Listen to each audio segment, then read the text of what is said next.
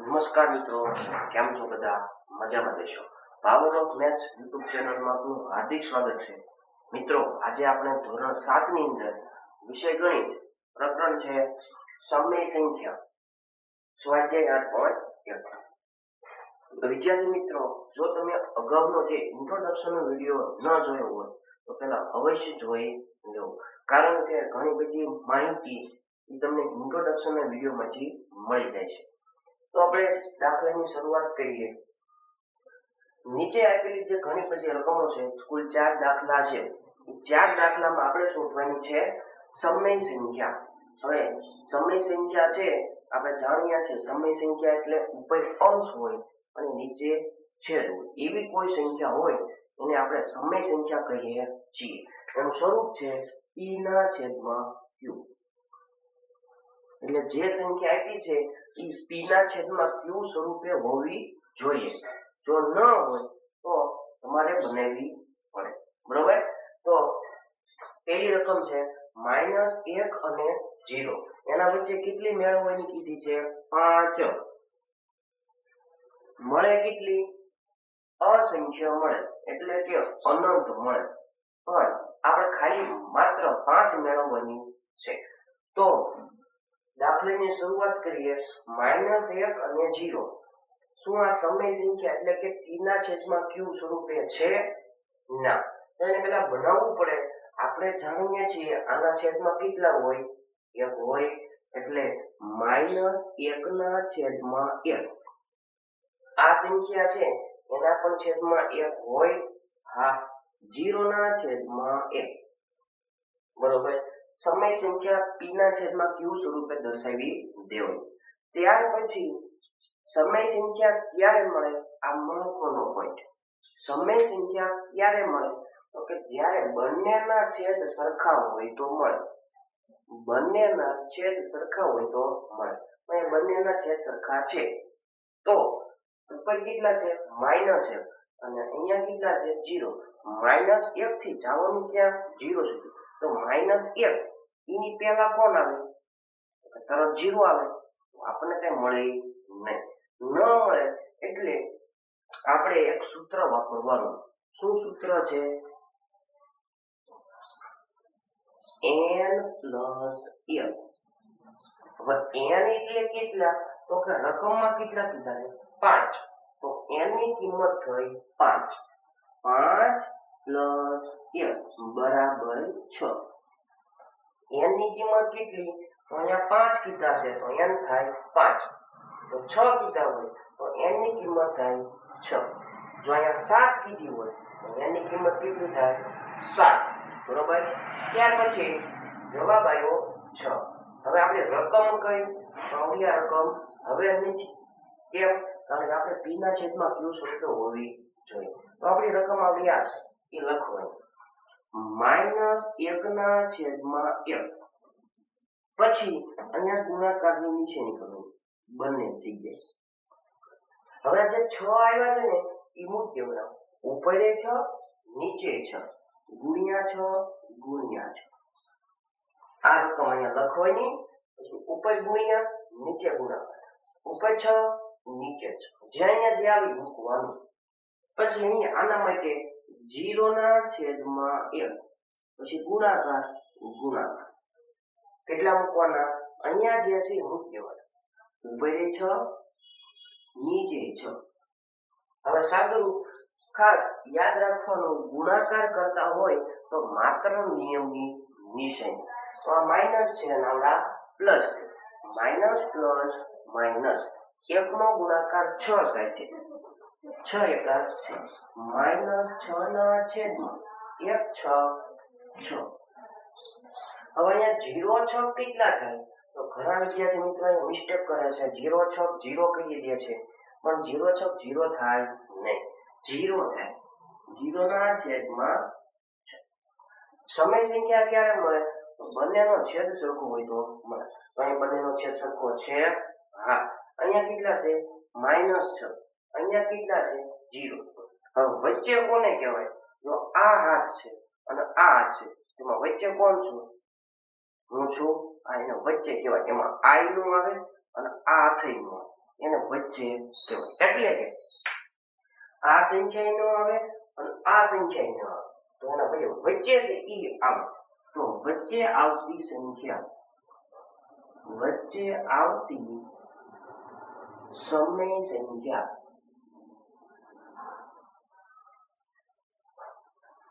અહીંયા -6 છે, જવાનું ક્યાં 0. તો -6 પહેલા કોણ આવે? -5. એટલે લખાય કેવી રીતે? -5/6. કારણ કે અહીં છેદમાં 6 છે ને, એટલે 6 લખવા પડે. -5 ની પહેલા -4/6, એની પહેલા -3/6, એની પહેલા -2/6, એની પહેલા -1/6, એની પહેલા 0/6. એ જે લખાય નહીં. 5 મેળવવાની કીધી 5 મેળવી દીધી. બીજો દાખલો, આ સંખ્યા છે એ p ના છેદમાં q સ્વરૂપે હોવી જોઈએ. છે ના? બનાવવી પડે. હા, અને બનાવી નાખો. કેવી રીતે? છેદમાં કેટલા મૂકી દેવાના? 1 -2/1 અને -1/1. છેદમાં એકડો હાજર જ હોય એટલે થઈ જાય p ના છેદમાં q. સમય સંખ્યા ક્યારે મળે? છેદ સરખો હોય તો મળે. બેનો છેદ સરખો છે. હા, તો અહીંયા -2 છે અને અહીંયા કેટલા છે? -1. આ -2 અને -1. તો -2 પેલા કોણ આવે? -1 જ આવે. એટલે કઈ સંખ્યા મળી નહીં. તો સૂત્ર વાપરવાનું n+1 બરાબર. હવે n કેટલા? તો કે કેટલી મેળવવાની કીધી છે? 5. તો n ની કિંમત થાય 5. 5 + 1 બરાબર 6. હવે આ 6 છે ઈ ગુણ્યા 6 ગુણ્યા 6 -2/1. આ પહેલા જોઈને લખી દેવાનું. પછી ગુણાકાર. કેટલા ગુણાકાર કરવાના? 6. હવે આના માટે -1/1 ગુણાકાર. કેટલા મૂકવાના? 6. હવે સાદું કરી દઈએ. ગુણાકાર હોય તો માત્ર નિયમની નિશાની માઇનસ પ્લસ માઇનસ 2 6 12 એના છેદમાં 6 એકા 1 6 6 નિશાની માઇનસ છેદમાં 6. આપણે છેદ ઉડાડવાના નથી. જો છેદ ઉડાડશો તો પાછી વધીની રકમ પાછી મળી જશે. એટલે આપણે છેદ ઉડાડવાના નથી. હવે સમય સંખ્યા ક્યારે મળે? તો બંનેનો છેદ સરખો હોય તો મળે. તો બંનેનો છેદ સરખો છે જ તે. તો ઉપર જોવાનું -12 છે અને અહીંયા કેટલા છે? -6. -12 જવાનું ક્યાં? -6. એના વચ્ચે કોઈ સંખ્યા આવી? હા, તો વચ્ચે આવતી સમય સંખ્યા એમાં આ સંખ્યા નો આવે અને આ સંખ્યાનો પણ સમાવેશ ન થાય. તો 12 ની પહેલા -11/6, -10/6, -9/6, -8/6,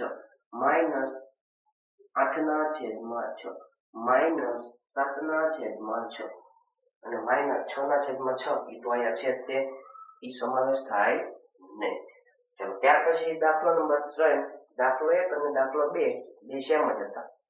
દાખલા નંબર 3 અહીંયા ઓલરેડી આપણને p ના છેદમાં q સ્વરૂપે આપેલું છે, તો આપણે બનાવવાની જરૂર પડતી નથી. સમય સંખ્યા ક્યારે મળે? તો બેયનો છેદ સરખો હોય તો મળે. અહીં બેયનો છેદ સરખો છે ના, તો નથી. તો સમય સંખ્યા ન મળે. તો એના માટે છેદ સરખો કરવો હોય તો આપણી પાસે બે રીત છે. એક ચોકડી ગુણાકારની રીત અને બીજી લસાવાળી રીત. તો આપણે ચોકડી ગુણાકારની રીતનો ઉપયોગ કરીશું. તેને જુઓ, તમારે બે હાથ છે, એમાં આ જે હાથ છે જમણો હાથ, એટલે એમાં આ સંખ્યા અને જે ડાબા હાથ છે એમાં આ સંખ્યા. હંમેશા ચોકડી ગુણાકાર જમણાથી ગણવાનો. તો જમણા હાથમાં નીચેની સંખ્યા કઈ? નીચેની જમણા હાથમાં નીચેની જે સંખ્યા છે એનો ગુણાકાર આની સાથે કરવાનો, બરોબર. એટલે કે આ 3 છે ઈ 3 -4 નહીં આપવાના, 5 નહીં આપવાના. આ જમણા ડાબા હાથમાં નીચે કોણ 5, ઈ 5 -2 નહીં આપવાના, 3 નહીં આપવાના. એટલે અહીંયા જે નીચે છે ઈ આ 2 ને આપવાનું અને આમાં જે નીચે છે ઈ આ 2 ને આપવાનું. આપી આપણે આ તગડો છે 2 ને આપી દો, -4 × 3 છેદમાં 5 × 3. આ 3 છે ઈ આને આપવાના, આને આપવાના દીધા. એવી રીતે પાછળો છે ઉપલાને આપવાના, નીચેના નહીં આપવાનું. -2 × 5 છેદમાં 3 × 5. હવે સાદુરૂપ આપી દઈએ, માઇનસ પ્લસ માઇનસ ગુણાકાર 4 તેરી 12 ને 5 તેરી 15, 5 દુ 10 -10 છેદમાં 15. સમય સંખ્યા ક્યારે મળે? છેદ સરખો હોય તો મળે. અહીંયા છેદ સરખો નહોતો, હવે આપણે કરી દીધું. હવે તમે જુઓ તો -12 છે અને અહીંયા કેટલા છે? -10. -12 થી આપણે જવું -10, તો -12 પહેલા -11 એક મળે, -11 પહેલા -10 એક જ મળે. આપણે તો 5 મેળવી છે તો સૂત્ર લગાડવું પડે. એનું સૂત્ર શું છે? n + 1. n કેટલા? 5. 5 + 1 બરાબર 6. હવે આ જે 6 છે ઈ આ સંખ્યાને આપવાના, આ સંખ્યા આપવાના, એટલે 2 ને આપવાના. -12 × 6 છેદમાં નીચેનાને પણ આપો 6, 15 × 6. આ 6 છે આ બે સંખ્યાને પણ 6 6 આપવાના. -10 છેદમાં 15 × 6 × 6. આ જે 6 હતા ઈ આ સંખ્યાને આપવાના, આ સંખ્યાને આપવાના, આ સંખ્યાને આપવાના, આ સંખ્યાને આપવાના. એટલે આવું સ્ટેપ થાય. હવે એનો ગુણાકાર કરીએ, માઇનસ પ્લસ માઇનસ 12 6 72 છેદમાં 15 6 90, 10 6 60 -60 છેદમાં 90. સમય સંખ્યા ક્યારે મળે? છેદ સમાન હોય તો મળે. અહીંયા છેદ સમાન હતો પણ મળતી નથી એટલે સૂત્ર વાપરો. હવે મળી જાય. જ્યારે તમે સૂત્ર વાપરો એટલે પછી મળી જ જશે. તો વચ્ચે આવતી સમય સંખ્યા, વચ્ચે આવતી સમય સંખ્યા એમાં -72 નો સમાવેશ થાય. -72 થી જવાનું ક્યાં? -60. તો -72 કેટલા કોણ આવે? -71 છેદમાં 90. એની પહેલા -70 છેદમાં 90. એની પહેલા -69 છેદમાં 90. એની પહેલા -68 છેદમાં 90. એની પહેલા -67 છેદમાં 90. આપણે 5 મેળવવાની છે. 1 2 3 4 5. પણ જવાનું છે ક્યાં આપણે? -60. 5 મળી ગઈ છે, કાંઈ વાંધો નહીં, લખી નાખવાનું વગેરે. કેવો લેવો દાખલો? અહીંયા તમે જુઓ તો બંનેના છેદ સરખા નથી, તો ચોકડી ગુણાકાર કરવું પડે.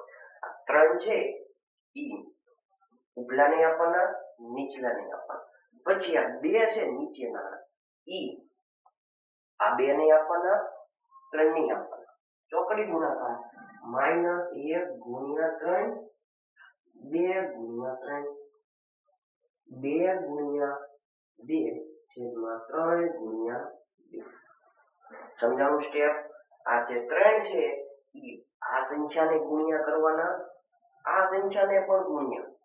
હવે 2 છે ઈ આ સંખ્યાને ગુણવાના અને આ સંખ્યાને પણ ગુણવાના. એટલે આ સ્ટેપ બસ. સાદું માઇનસ પ્લસ માઇનસ 3 એકા 3, 3 દુને 6, 2 દુને 4 અને 2 તેરી 6. સમય સંખ્યા ક્યારે મળે? છેદ સમાન હોય તો મળે. આ બે નો છેદ કેવો છે? સમાન. તો સમય સંખ્યા મળે.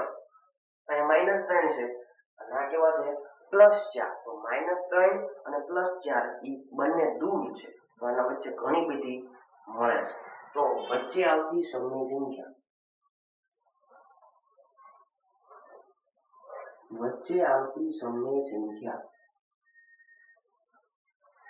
-3 થી સ્ટાર્ટ કરવાનું. આપણે જવાનું છે ક્યાં +4 સુધી. તો -3 પેલા -2/6 એની પેલા -1/6 એની પેલા. તો -1 પેલા શું આવે 0 0/6 એની પેલા 1/6 એની પેલા 2/6 કેટલી મેળવવાની કીધી હતી 5.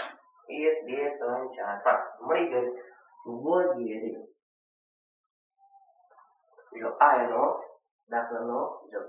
આવા દાખલા પરીક્ષામાં પૂછાય છે એટલે પ્રેક્ટિસ કરશો 2-3 વાર એટલે આવા દાખલા તમને આવડી જશે.